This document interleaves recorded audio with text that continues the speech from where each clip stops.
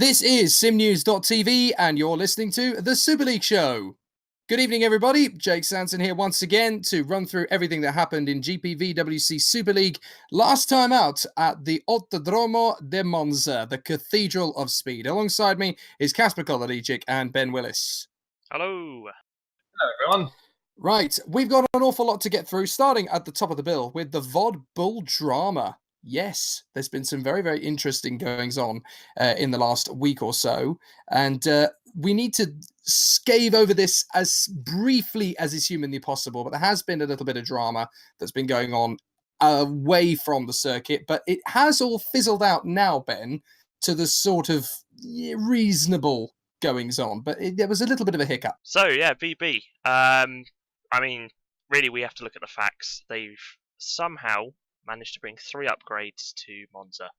Now, this shouldn't really ever happen since this year. Yeah. There were rules brought in to make sure that you're only really sort of bringing 2 upgrades to the car, and out of nowhere, we've got a 3rd upgrade. Now, have they broken a rule? We don't know. Because if we look at the rule in question, which is, and you can sort the rule book, number 16.8, which says you can have a maximum of 2 concurrent developments undertaken at any given time, which means you can only upgrade 2 parts at once. It doesn't say you can bring only 2 upgrades to a race. Right. So, summarising it, over the course of a few races, they seem to have accumulated more than the upgrades they should have had. They managed to bring it to Monza. Whether that was intentional or not, we don't know. The management at GPV have taken some action already.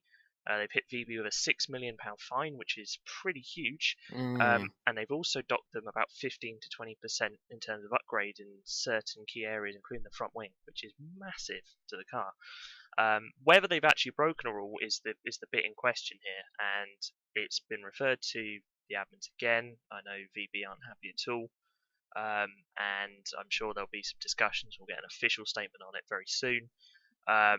But obviously that has put a bit of a blemish on the race, because we don't know what VB have done, whether it was valid, and I guess we're going to have to find out on the run-up to Singapore.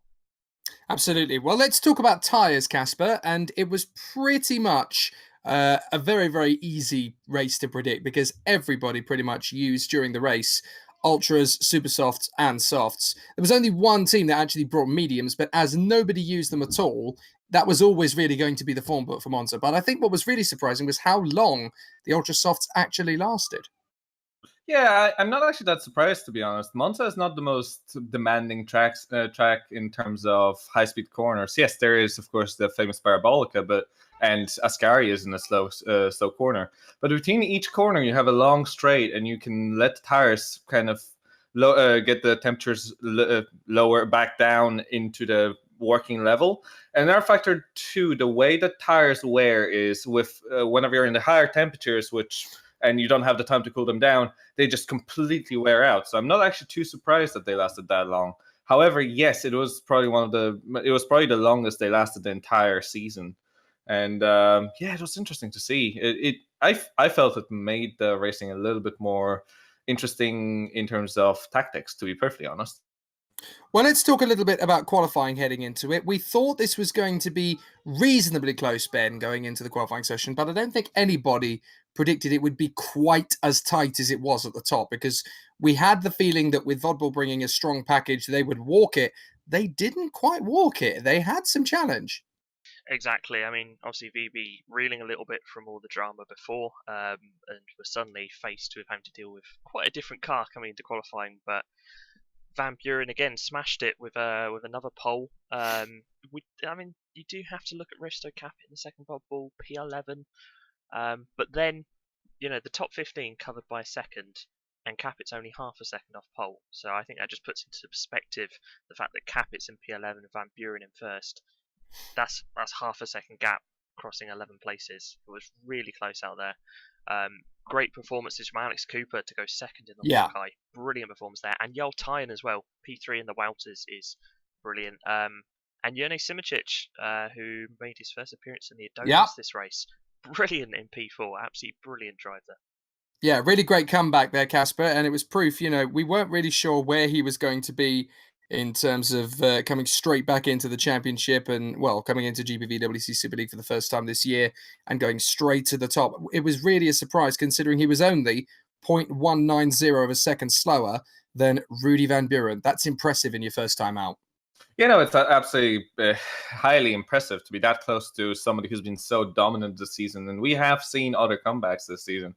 Like last time around, we had the champion. Jeez, the name is escaping me somehow.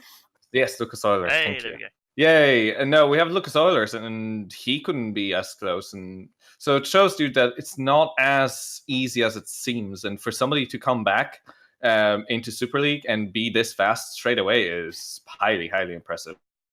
And it was a great qualifying all round, considering we had the top 14 drivers on the grid separated by less than a second. It was absolutely incredible. And we had 3 different engine manufacturers in the top 3 places with the Valiant, the Talos, and the Martex from Van Buren, Cooper, and Tyan, which was a really impressive statistic. Simoncic 4th, Gaia 5th, Lee Morris in the top 6 as well. It was all set up to be a really interesting race. But of course, we have a little bit of housekeeping to discuss, Ben, from the previous race.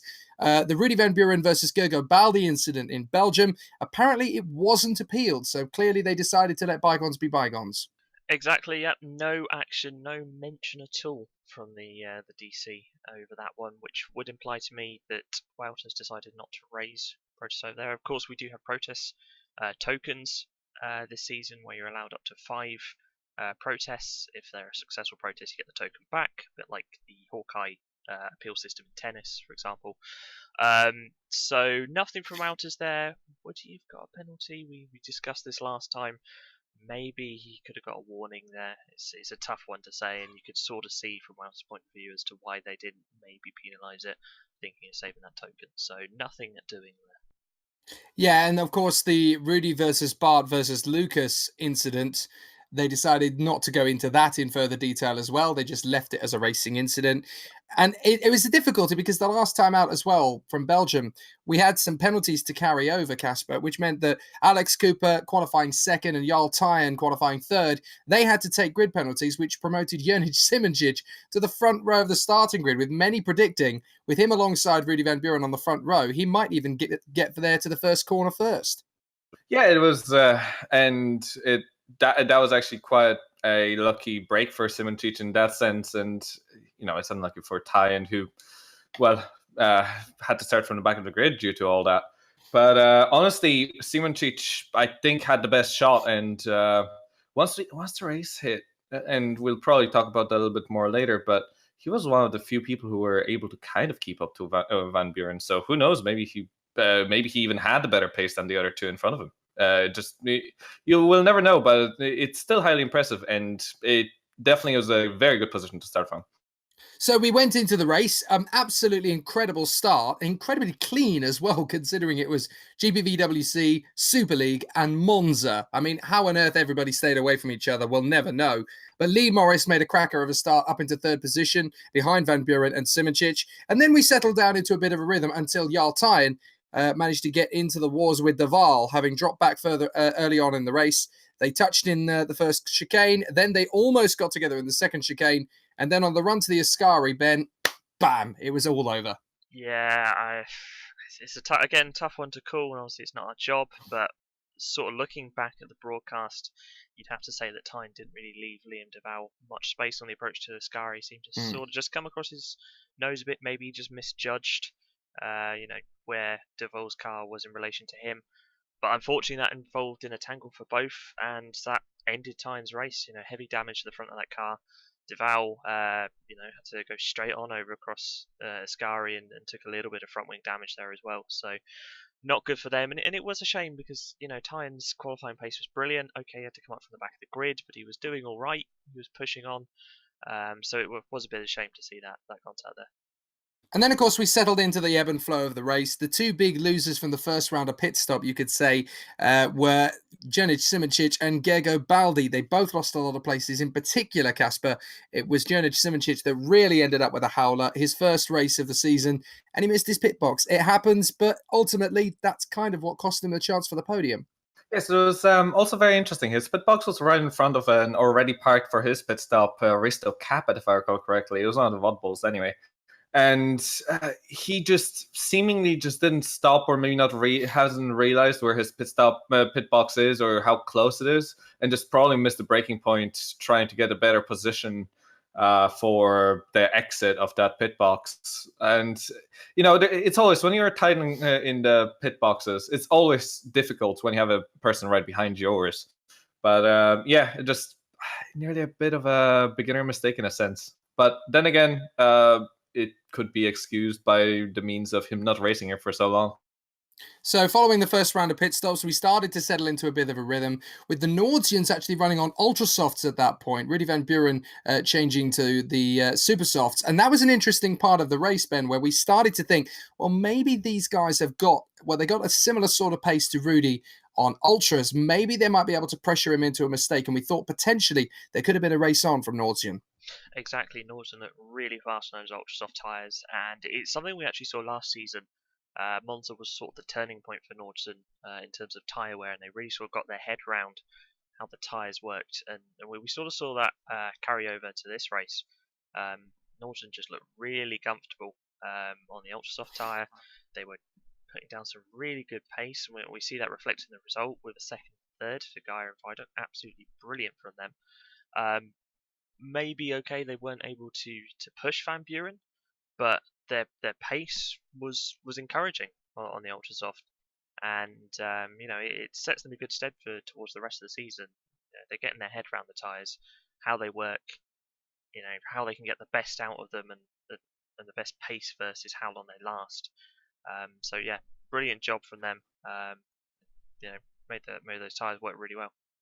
We got some great action in this phase of the race, with both the Green Stripes racing cars unfortunately falling out of the action. Nick Rowland retiring. That's another big hammer blow to Mad Cape. They really need to bring that second car home. The big incident at that point of the race, really though, Kacper, was Janis Simoncic through the Variante Rettifilio. That genuinely is one of the saves of the season, if not the save of the season. I mean, how he pulled that off, genuinely incredible. No, that was fantastic. He went completely sideways, and it looked like he may even lose it. But then ended up actually sliding it straight into the apex and just getting away with it. It was absolutely amazing to look at. And if anybody has not seen that, it's there on the broadcast, and I highly, highly recommend you rewatch that, because it really is an amazing save. And I think it was at lap 22 for reference. Yeah, our cameraman Argo Tita picking it up exactly at the right moment, spot on, and he definitely deserves a bit of credit for that. Then we got the Morris versus Lopez duel. I mean, we'd obviously had round 3 of Lopez versus Baldi. That battle continues on through the season, but it was particularly interesting this time to see Lee Morris versus Fran Lopez, and that was one heck of a battle in the middle phase of the race, Ben. Yeah, brilliant battle to watch. Really close racing, and it was relatively respectful. There's a few moments where Lopez pulled off a few aggressive defensive moves and a few argy. That's Fran Lopez. Exactly, that's Fran Lopez. That's what we've come to expect. And end of the day, it was fair, clean racing. Both got through it. Unfortunately, though, Lee Morris had a disconnect. And it's something that seems to be plaguing him recently. We've seen it over him as fastest gamer as well. That's obviously not a place you want to have a disconnect. Nor is it a GPV where, Mad Cape need all the points they can get. And they've come away from what was looking to be a brilliant Monza with great pace in the car. They've come away with a double DNF, which is that's really not good at this point in the season. For Lee Morris, nothing you could do. You can't really prevent against disconnects very easily. Sometimes it's just luck of the draw, unfortunately. Nick Rowland, well, obviously that's a different case. That was more a DNF, and that needs to be obviously looked into. Not good to have that second car retiring, but yeah, crying shame for Morris there, really.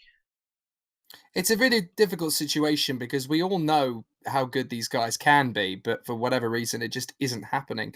But I think what it ultimately did, though, Kacper, is it robbed us of what was going to be a thrilling duel to the death, because they were both on very similar strategies, with Lopez deciding to go softs and using them to his advantage first, looking like they were going to disadvantage him later. But it's just a shame because the two different drivers had completely differing strategies, and Morris was going to be gaining ground towards Fran Lopez towards the end. And with both of them obviously having done World's Fastest Gamer, they seem to have hit a bit of a developmental shift into a little bit more a mature handling of situations, especially when it comes to tyre wear. So it's a shame we were robbed of that spectacle. Oh, it's fantastic until, of course, that disconnect happened. But yes, Lopez tried to go for a soft, and I think he tried to actually get his pit stop count to one less than Morris, and possibly just jump him in that way. But his pace was phenomenal once he got into the soft tires. I think he was nearly doing some of the faster laps on track at the time.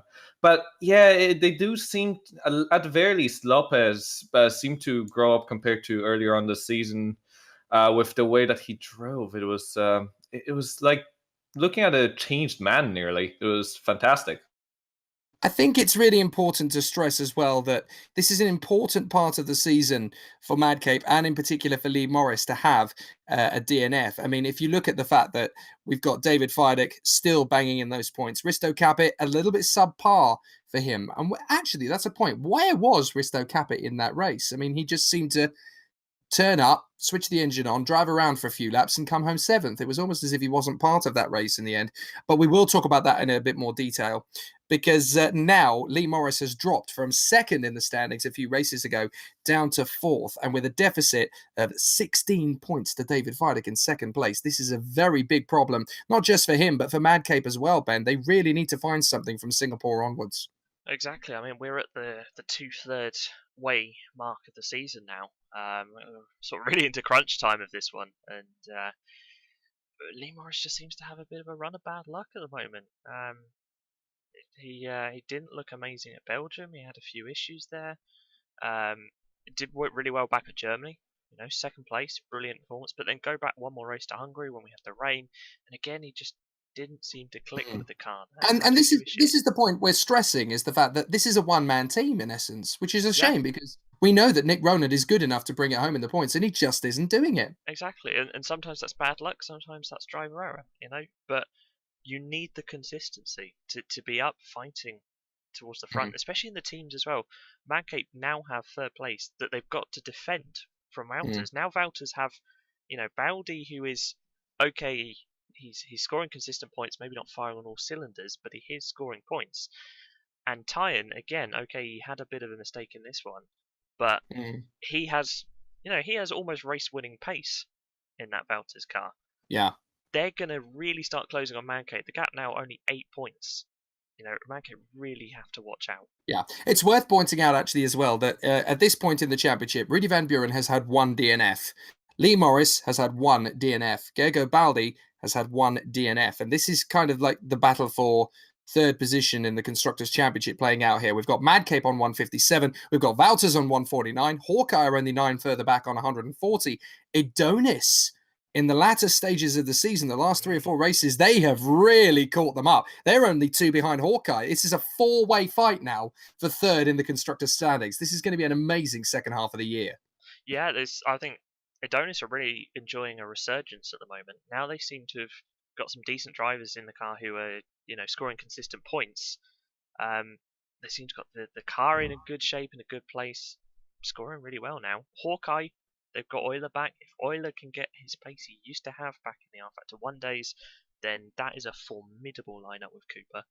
And Wouters, again, we've mentioned, they're looking really strong. Madcape really need to start scoring, double points. Right, Kacper, I want to talk about that final scene in what has already proved to be a pretty spectacular race. And it's the Fran Lopez versus Risto Capit duel. And that really was an absolutely incredible 2 or 3 final couple of laps, which ultimately ended on the final lap in the Variante Ascari. And we still don't know if there's going to be repercussions from that. Yeah, there were a couple of contacts in there, and the first one obviously with Lopez and Capit into the first corner. I think about 2 or 3 laps before the end of the race, and we can't really judge since it obviously is happening so fast and we don't have all the details, but it looked to me like Lopez kind of closed the door the first time on Capet, who was closing in. But they were on a completely differing strategy in terms of tires, which made it such a fascinating duel for Lopez to try to defend, because he had to be so aggressive to even attempt to keep that VOD Bull behind. Because let's be honest, the VOD Bull is a very, very strong car, even with the lowered development of the front wing and all the essential and some other essential bits. So honestly, yeah, there was that contact, and then we also had another contact into Ascari, where it nearly seemed like Capet was a bit too eager to close the door on Lopez, to nearly as a bit of a revenge, nearly. So we're gonna have to see about that. But to be honest, that's my view of what happened there, and it was a massive and incredible battle. Just too bad about the contacts. Yeah, so let's run through the final results then. Rudy Van Buren, 21 seconds clear at the flag. The two Nordians, Florian Geyer managing to handle the tyres a little bit better than David Fidek did, but both cars on the podium. That's really big. That pretty much consolidates their second position in the Constructors' Championship. I don't see any team catching them now. Fran Lopez, though, really impressive from him to be fourth position, provided that he keeps it, of course, on appeal. Adonis in fourth position and sixth place with their man, Jonas Simoncic. Good fight back from Alex Cooper in fifth position in the Hawkeye. He made up 6 places on the starting grid. Only one driver did better than that. We'll mention him in a moment. Risto Capet, seventh position. Lackluster, considering this is the man that dominated at Spa 2 weeks before. Bart de Vos, again, a reliable pair of hands to get the car home in the points. Gergo Baldi really struggled in ninth position to make the car look impressive at any one point, and was a long way behind a chap who was really struggling in terms of missing his pit and having a stop-go penalty, Jonas Simoncic. That really shows actually just how quick Simoncic was today. He had that stop-go penalty and he missed his pit box and still came home in sixth place. He probably has a chance to win later in the season. The Red Archers, 10th and 11th, Muscat and Jeff Fournier. Fournier making up 9 places off the start. Really impressive from him, with Ben Horrell, David Francic, Bastian Paisler and Liam Duval finishing off in the points. Very impressive from Duval, considering he was involved in that incident with Jarl Tyen in the early stages. But as we said, retirements from Morris, from Ben Stupanek as well, from Roland, De Vries and Lovett, the Green Stripes never close to the points, unfortunately, and Jarl Tyen on that lap 8 incident. So let us talk about the goods and the bads from Monza, the best team. This time, Ben, I actually think it's a difficult one, because for me, there are 2 very strong candidates here for team of the race, and they are Nordzian and Adonis. But which would you choose? That's tough, because, again, I'd agree there that it would be, for me, between Norton and Adonis. Both of them have done really well. Norton, 2 and 3, lockout, brilliant.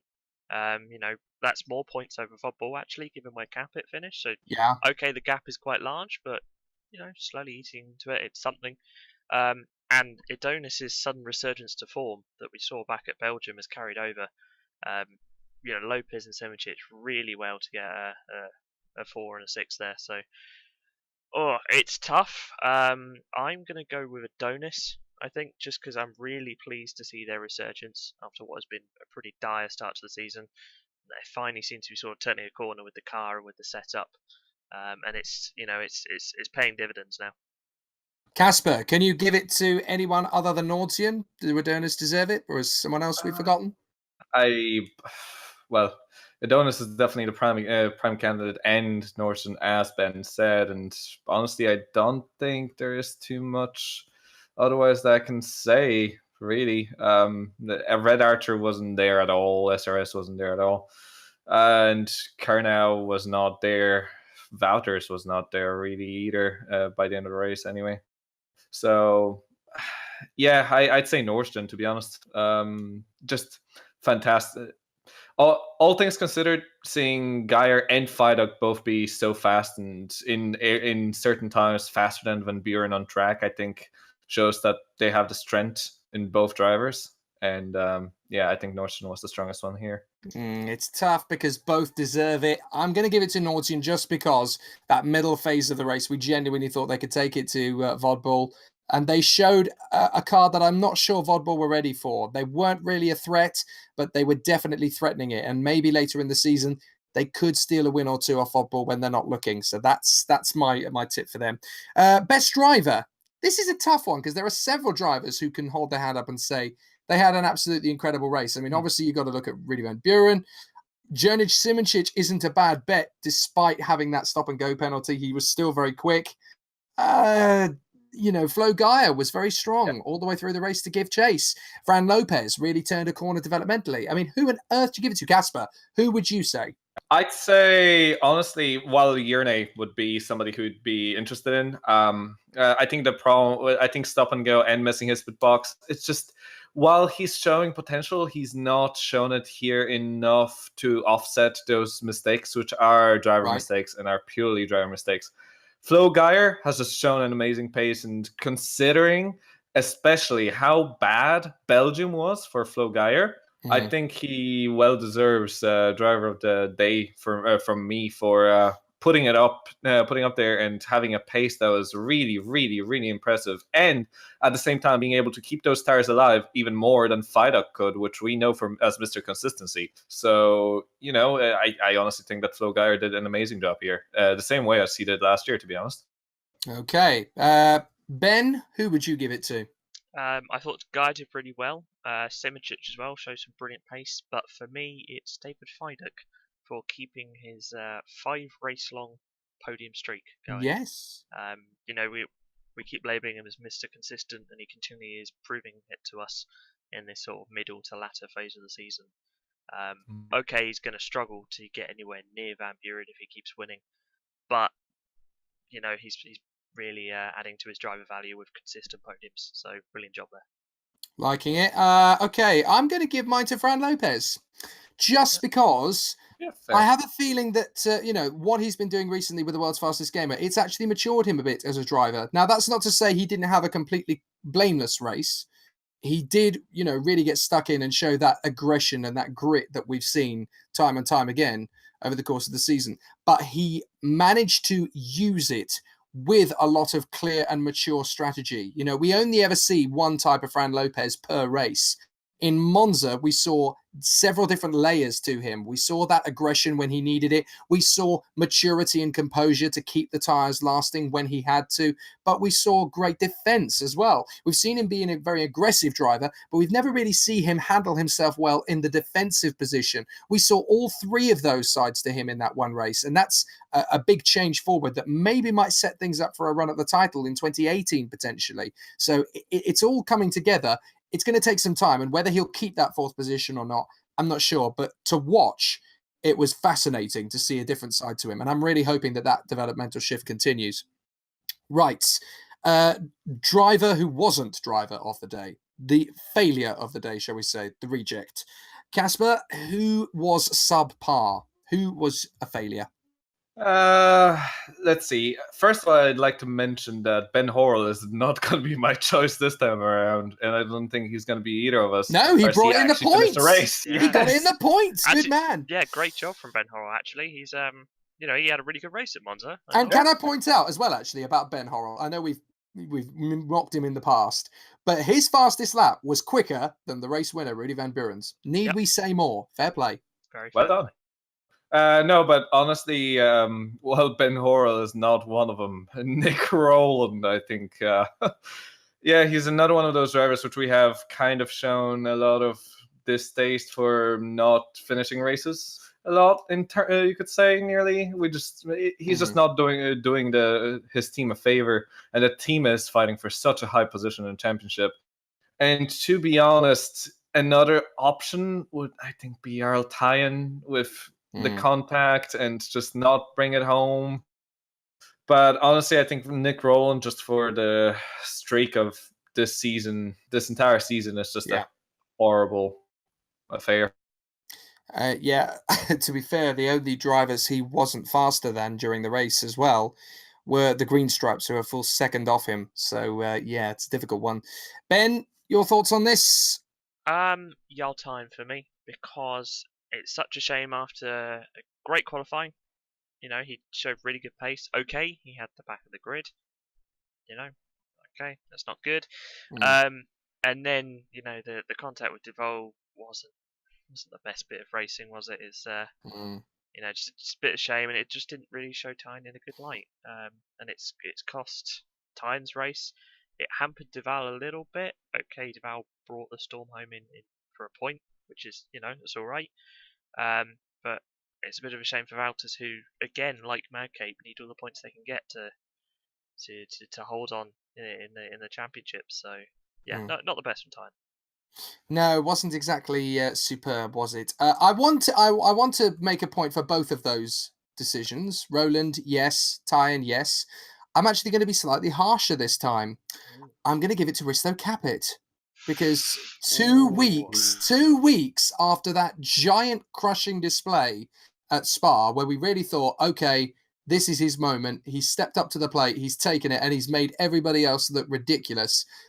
Lots of drivers ran rings around him this time. It just didn't seem like the same Risto Capit 2 weeks on. I just couldn't figure out where the pace had gone.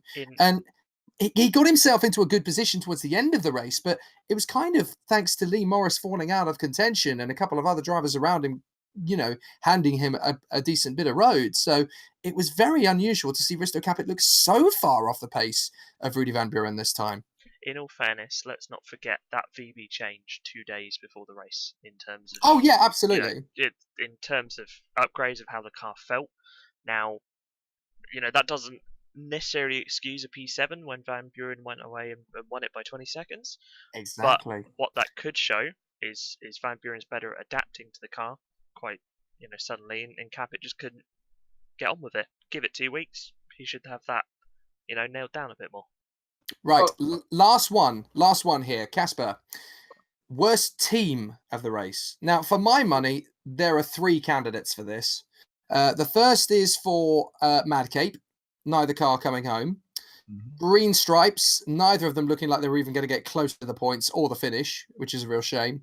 And actually Vodbull, because of all the shenanigans leading up to it. So, I mean, who do you say here? It's tough, isn't it?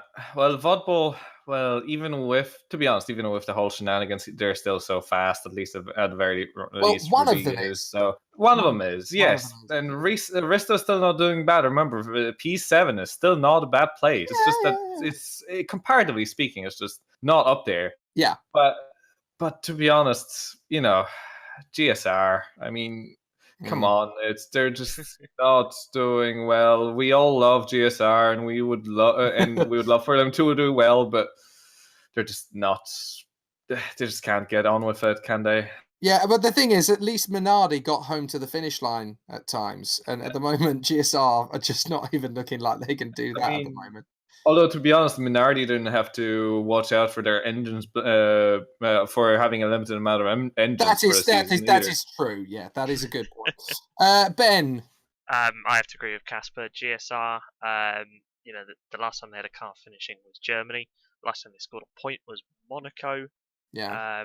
Canada even, sorry. If you're going to score points, you have to get the car to the end. And that's not happening at the moment. Madcape, okay, one of the cars has some very unlucky circumstances, the other one not so much, and they do need to, improve their finishing rate if they want to hold on to P3. But for me, it's GSR. They really need to start finishing if they want any hope of staying in Super League next year. Yeah, I do agree with you. GSR, unfortunately, does get the vote, but it does draw a bit of a question mark to Madcape, surely, Kacper, that with this point in the season, they are third. 3 teams are snapping at their heels. Surely they've got to consider a replacement for Nick Rowland at this point. Is that even a question if they need to? They should have been looking for a replacement a long time ago, to be honest, already. Right. Because, to be honest, Nick Rowland has shown that he just cannot do it. It's been out for a while, and as sad as that is, Nick Rowland, I don't think is the material for this season to be for Madcape to be able to keep it together. Okay, so we head to Singapore with an awful lot of questions still to be answered. We're not entirely sure whether the final results from Monza will stand. We'll have to find out when we get to Singapore with myself and Josh Anderson in the commentary box. Of course, there's going to be some interesting battles in that one, Ben. Do we think that this is going to be another Rudy Van Buren rodeo, or could it be a little bit closer with something perhaps up the sleeve of either of the Nordsians, maybe Alex Cooper, the Valters Automotive team? Who knows? Maybe even if Simoncic is still in the team, he could pull a fast one. I think Simoncic has a very good shout. He's looked really fast at Monza. And if you can translate that pace to Singapore, then he has a good shout. Nordson as well. Given the current upgrade fiasco. We have no idea what could happen to Vodbull. Depends if they have been bending the rules or not. We don't know.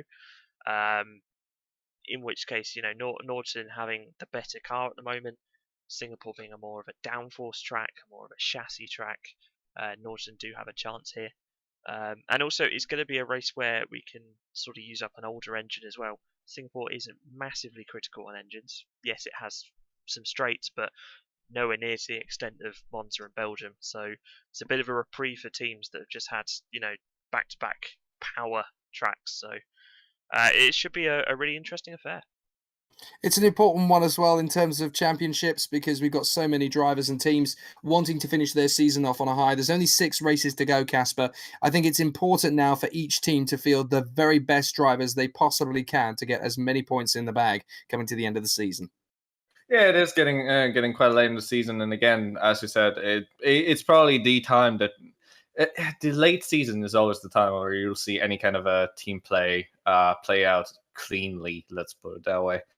But yeah, we're gonna have to see, because honestly, a lot of the times this season, what we're seeing is that the teams aren't running very close to each other. So even then, team play is not really possible. It's just drivers pushing as much as they can. Like even this race, the only teams that finished near each other would be, or in the same one after another, would be Red Archer and SRS and Storm.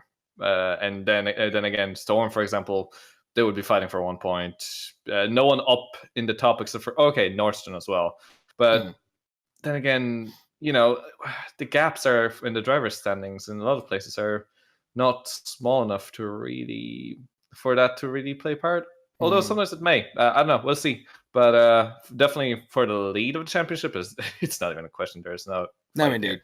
Yes, indeed. Obviously, the Singapore Grand Prix should on paper take Rudy Van Buren one step closer to wrapping up the championship, which he could seal at the Japanese Grand Prix. But the Singapore race next time out is obviously going to give us a really good indication as to how close we are to the finish of it all. But let's give you a bit of a heads up as to what else you can enjoy from SimNews.TV over the course of the next fortnight. The Scrutineer is back on the 6th of September once again, straight after our SimNews.TV coverage of the GPVWC Super Cup. That is, of course, Ben and Kacper on comms for that one. We are back the next day, which is the 7th of September, of course, for the GPVWC Super League at the Singapore Grand Prix at the Marina Bay Circuit. And you'll be back with us on this show on the 14th of September, of course, to go through all of the ins and outs from Singapore. Don't forget to give us a little bit of a subscribe and a like on Twitter at SLShowSN. If you want to chat with us and give us your views, use the hashtag SLShow. And of course, do give a like to the Downforce UK commentators at Downforce UK. I'm Jake Sanson. Beside me has been Ben Willis and Kacper Kolodijik. Thank you again, gentlemen. Thank you. Thank you. And in a week's time, we will know a little bit more about the Vodbull incident. We will know a little bit more about how far Rudy Van Buren will have to wait before sewing up the championship. And we should get a little bit more closer in the battle between third position teams in the championship, with 4 squads all bowing for that third position in the fight. We can only sit and wait to see what unveils. But I'm Jake Sanson. We'll see you again next time on the Superleague Show.